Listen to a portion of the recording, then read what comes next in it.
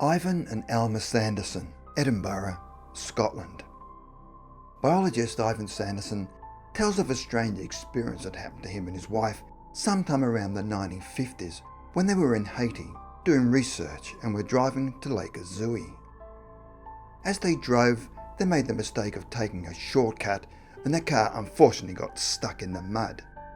They had no other option but to take the long walk back. Sanderson and his wife went alone, as they were accompanied on their journey by research assistant Frederick G. Alsop.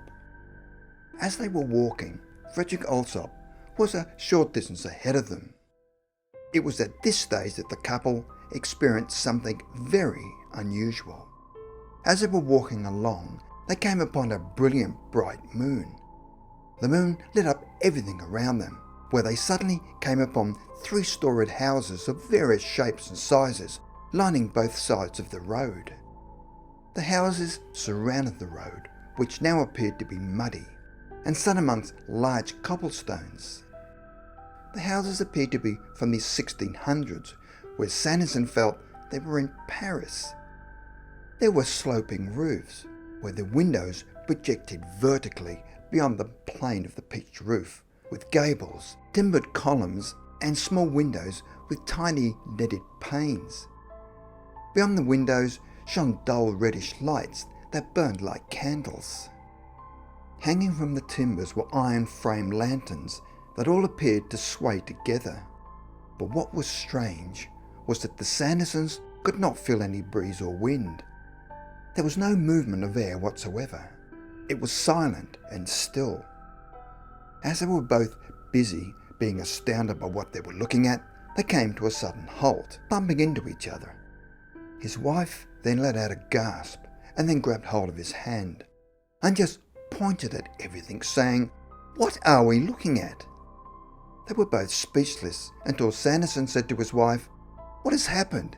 How did we get to Paris about 500 years ago?" They continued to stare and just point at the details they were observing, and found themselves swaying backwards and forwards and started to feel weak and listless. They called out to Frederick, whose white shirt was fast disappearing ahead. They tried to run towards him but felt dizzy and had to sit down on what they thought was the curbside. Frederick came running back, and at this stage they were still in a daze and totally perplexed. As they were both pondering about their strange surroundings, the buildings suddenly disappeared. They were now back in their previous environment, sitting amongst bushes, cactuses, and bare earth.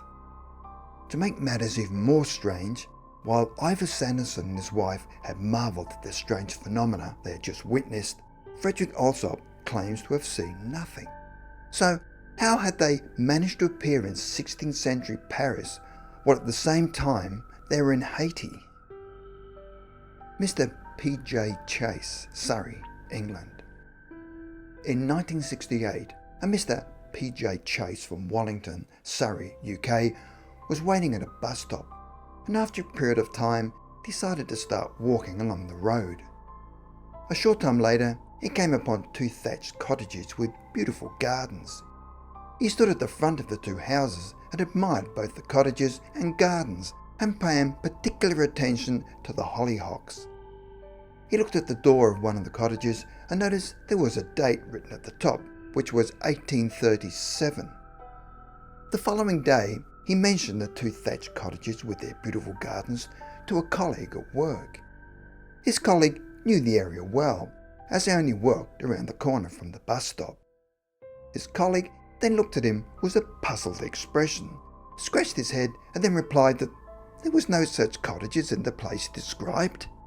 The only buildings he could think of were a couple of brick houses. After work, and wishing to prove his colleague wrong, he walked to the exact location that had seen the 2 cottages, but there in front of them stood 2 brick houses. He then approached a resident who had lived in the area for many years, who told him that there used to be 2 thatched cottages on the site exactly as he had described, but they'd been pulled down many years ago.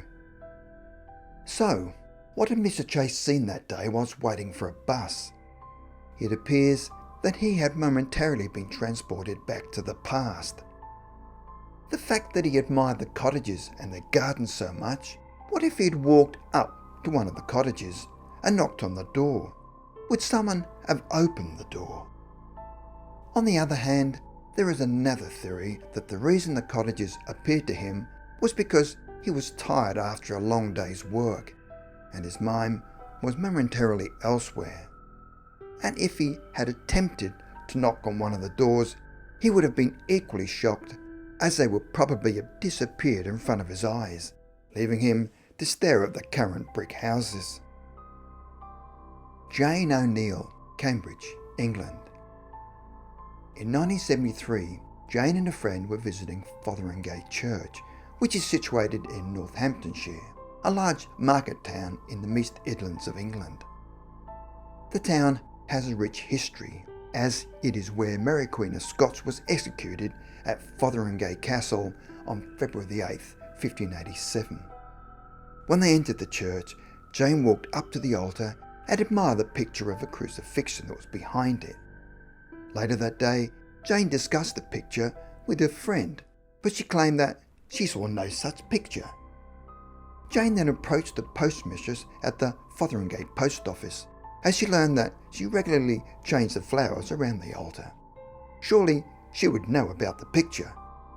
She too denied that a picture existed. A year later, Jane O'Neill and her friend again visited the same church in Fotheringay, but on this occasion, Jane found the interior was totally different from the previous year. Jane then approached some historians, where it turns out that what she'd possibly observed on her first visit there in 1973 had been demolished in 1553. As with the previous story about Mr. Chase, Jane O'Neill saw the original church because of her state of mind at the time. Had she approached the picture and tried to touch it, it would probably have disappeared, and she would have found herself standing in the modern church instead of the original church from the 16th century. Susan O., Tennessee, United States. Susan was a 52-year-old florist and photographer. On May the 9th, 2015, while she was driving a car in Williamson County, Tennessee, on Highway 96, a short distance from Franklin, she had a very unusual experience. It was around 11:30 a.m. in the morning, and it was a beautiful sunny day. It was a journey she regularly made, but on this particular occasion, she had not driven along this particular road for several months. She was driving at about 40 miles an hour in silence, no radio or music of any kind. She said she was in a good mood and was on her way to deliver flowers to a wedding. Her unusual experience happened as she was passing a large brick house with a stone front and archway that led to the front door. The grounds around the property were open and spacious. Then all of a sudden, she found herself standing under an archway made of stone. The weather was no longer sunny, but was now cold, damp and overcast. The wind felt cold as it blew around her feet. As she leaned against the arch, it felt cold and wet.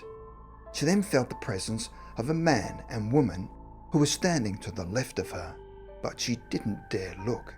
She just looked ahead at a landscape of rolling hills that were rocky with vegetation. She figured it would have been late autumn or early winter. She sensed that the building around her was a church with people inside. She could just hear voices, but for some strange reason felt sad and started crying.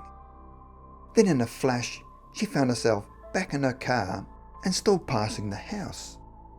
She checked the clock and found that barely any time had passed, although she was feeling extremely uneasy. She nevertheless finished driving to the wedding and set up the flowers. After completing her task, she then drove home along the same route at around 10:30 p.m. without any further drama, but still feeling a little spooked.